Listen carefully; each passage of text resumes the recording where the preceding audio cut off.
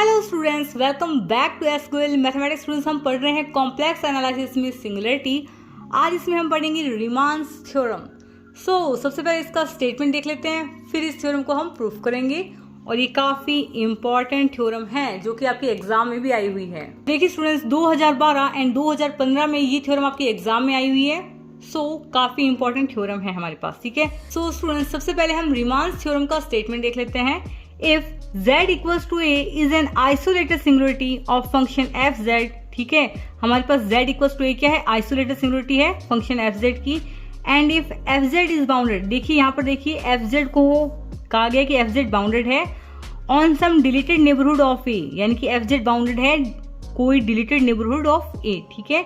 Then a is removable singularity, यानी तो देखिए स्टूडेंट्स, यदि हमारे पास z इक्वल्स टू एक आइसोलेटेड सिंगुलरिटी है फंक्शन fz की, ठीक है, और यदि हमारे पास जो फंक्शन fz है वो हमारे पास क्या है, बाउंडेड है डिलीटेड नेबरहुड ऑफ a में, ठीक है। देन जो हमारे पास ये सिंगुलरिटी होती है z इक्वल्स टू a, वो हमारे पास क्या होती है, रिमूवेबल सिंगुलरिटी होती है। स्टूडेंट्स, सबसे पहले आपको रिमूवेबल सिंगुलरिटी का स्टेटमेंट याद होना चाहिए। यदि आपको याद नहीं है तो आप कॉम्प्लेक्स एनालिसिस की प्लेलिस्ट में जाकर जो हमारा सिंगुलरिटी का चैप्टर चल रहा है वो सारा आप देख सकते हैं, ठीक है। स्टूडेंट्स, देखिए रिमूवेबल सिंगुलरिटी क्या होता है हमारे पास में। रिमूवेबल सिंगुलरिटी में हमारे पास क्या होता है, जो हमारे पास लॉरेंस एक्सपेंशन होता है उसका जो हमारे पास प्रिंसिपल पार्ट होता है उसमें हमारे पास कोई टर्म नहीं होगी, तो वो होती है हमारे पास रिमूवेबल सिंगुलरिटी। वापस नोट कर लीजिए, रिमूवेबल सिंगुलरिटी में हमारे पास क्या होता है, जो लॉरेंस एक्सपेंशन होता है उसके प्रिंसिपल पार्ट में हमारे पास कोई भी टर्म नहीं होती है। तो यदि हम ये प्रूव कर देंगे लॉरेंस एक्सपेंशन हम लेके चलेंगे, ठीक है, और यदि उसका जो प्रिंसिपल पार्ट है, ठीक है, जो कि bn होता है, जो इसका प्रिंसिपल पार्ट है यानी कि जो bn होगा उसको हम यदि इक्वल करवा दें जीरो को, यानी कि लॉरेंस एक्सपेंशन के प्रिंसिपल पार्ट में हमारे पास कोई भी टर्म नहीं है, तो वो सिंगुलरिटी हमारे पास z इक्वल्स टू क्या हो जाएगी, रिमूवेबल सिंगुलरिटी हो जाएगी, ठीक है। तो चलिए students, let's start the proof. तो सबसे पहले जो हमें दिया गया है वही हम लिख लेते हैं। तो देखिए सबसे पहले हमारे पास क्या है, यहाँ पर डिलीटेड नेबरहुड ऑफ ए, तो हमने मान लिया कि n हमारे पास एक क्या है, deleted neighbourhood of the point z equals to A. Simple, हमें दिया गया ये फंक्शन बाउंडेड होना चाहिए, है ना। हमारे पास क्या है, फंक्शन बाउंडेड है, तो हमने मान लिया कि जो फंक्शन fz है इज बाउंडेड, ठीक है, इन n है, यानी कि डिलीटेड नेबरहुड के अंदर हमारे पास फंक्शन है बाउंडेड, ठीक है। देयरफॉर ये हम जानते हैं जब हमारे पास बाउंडेड फंक्शन होती है तो उसकी डेफिनेशन ये होती है ना। तो इस प्रकार हम लिख सकते हैं, यदि हमारे पास fz बाउंडेड है तो हम इसको इस प्रकार लिख सकते हैं, मोड में fz is less than equals to m, ठीक है।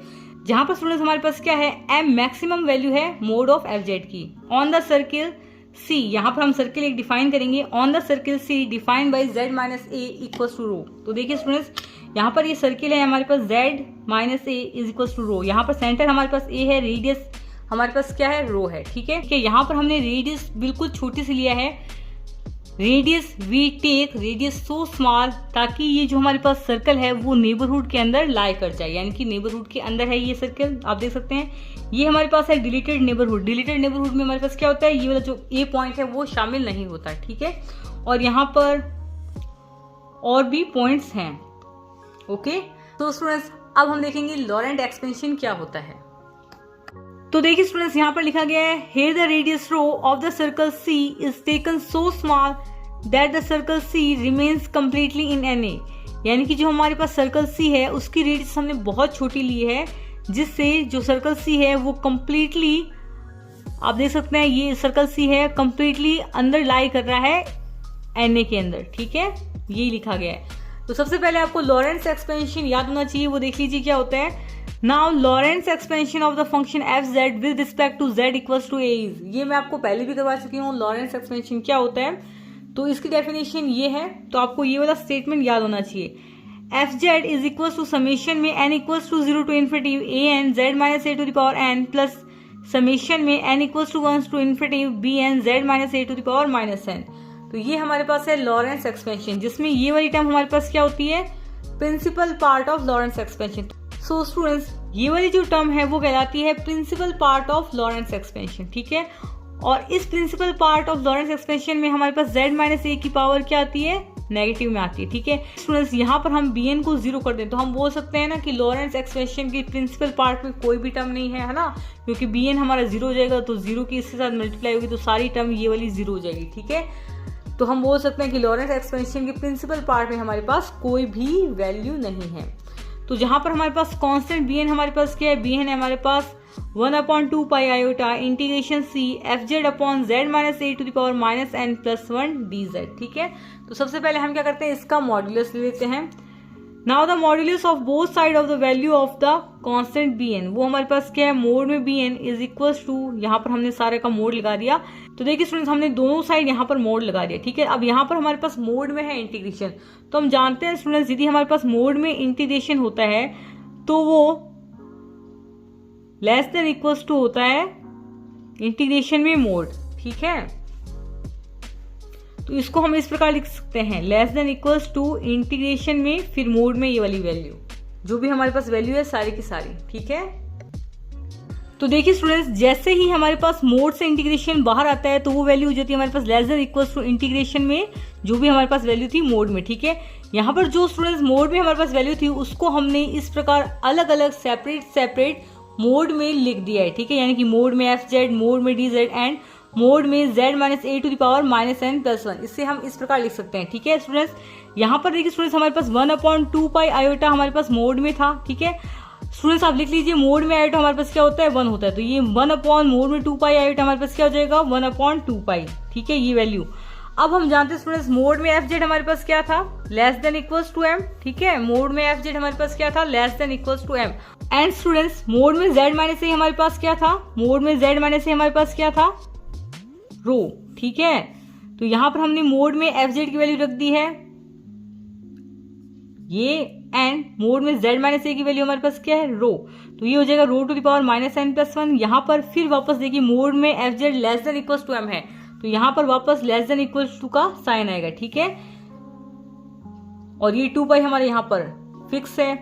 अब ये इंटीग्रेशन यहां पर लगेगा, देन इंटीग्रेशन ऑफ मोड में डी जेड, इसकी वैल्यू हमारे पास क्या होगी, जो हमारे पास सर्कल सी था। ठीक है, उसकी रेडियस हमारे पास क्या थी, रो। ठीक है, मोड में डीजेड का मतलब हमारे पास क्या होगा, मोड में डीजेड, इंटीग्रेशन में मोड में डीजेड, यानी कि इसका मतलब है परिधि सर्कल की परिधि हमारे पास क्या होती है। ठीक है, यानी कि सर्कमफ्रेंस ऑफ सर्कल, जो कि हमारे पास 2 पाई मल्टीप्लाई में रेडियस हमारे पास यहाँ पर क्या है, रो। ठीक है, देन इंटीग्रेशन सी मोड में डीजेड की वैल्यू हमारे पास क्या होगी, सर्कमफ्रेंस ऑफ सर्कल, जो कि वैल्यू है हमारे पास 2 पाई रो। तो ये हमने 2 पाई रो यहाँ पर वैल्यू रख दी, तो ये 2 पाई से ये 2 पाई कैंसिल, रो से ये रो कैंसिल। ठीक है, हमने इंटीग्रेशन सी मोड में डीजेड की वैल्यू रखी है। ठीक है, तो then this term is equal to, ठीक है ना, दिस टर्म, इसको हम इस प्रकार लिख सकते हैं, this term is equal to. ठीक है, इस टर्म के इक्वल ये वाली टर्म है। ठीक है, तो यहाँ पर हमारे पास बचा क्या, m upon rho to the power minus N.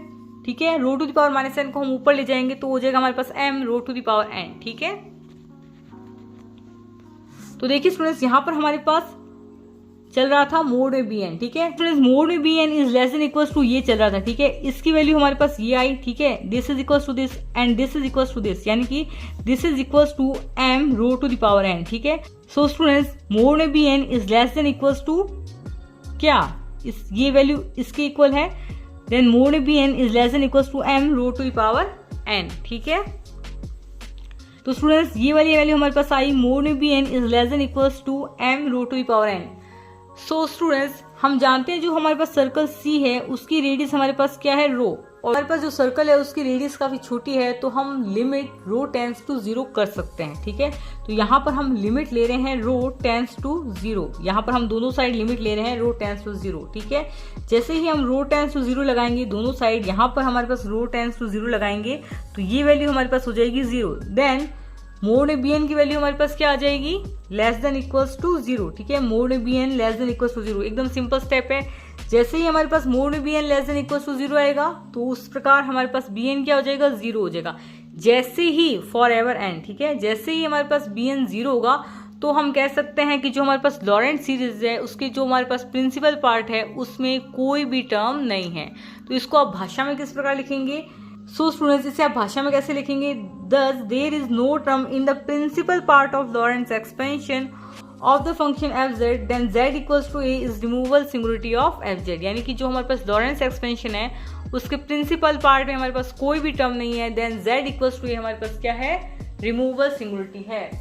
I hope आपको ये वीडियो पसंद आया होगा। यदि वीडियो पसंद आए तो लाइक जरूर करें, कमेंट जरूर करें and subscribe to S Goyal mathematics. Thank you.